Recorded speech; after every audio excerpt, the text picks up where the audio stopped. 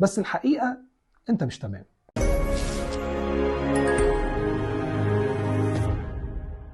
وجعنا النهاردة وجع مختلف، وجع معين كده في حياتك بتبقى حافظ الدور فيه كويس، نفس الضحكة، نفس الجملة الجاهزة، أنا تمام، بس الحقيقة أنت مش تمام.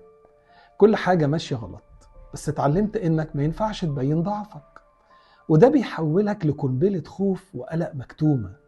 الخوف يخليك دايما في حالة استعداد، كأن في خطر حتى لو مفيش حاجة. تفكيرك مش بيقف وجسمك مشدود، والقلق بياكل فيك بهدوء. تحس إنك عايش بجسمك لكن روحك مطفية، بتمثل إنك تمام بس من جواك منهار. ومع الوقت الخوف بيتحول لاكتئاب، كأنك بتغرق بهدوء جوه نفسك. كل ده عشان مش قادر تقول ببساطة أنا مش تمام. بس على فكرة ربنا فاهمك وعارف وجعك كويس، زي ما سأل آدم زمان وقال له أين أنت؟ مش عشان يعرف مكانه، لكن عشان آدم يعرف مكانه فين من نفسه. الشعور ده مش غلط على فكرة، الغلط إنك تفضل لوحدك فيه والاكتئاب يفضل يزيد. لأن الاكتئاب مش ضعف، ده وجع محتاج يتسمع.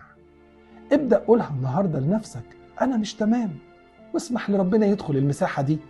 يمكن تكون دي بداية طريق وجع نهايته تعافي. العمر ما يضيعش في صراع، وتعدي بينا الرحلة دي في حضنك سلام.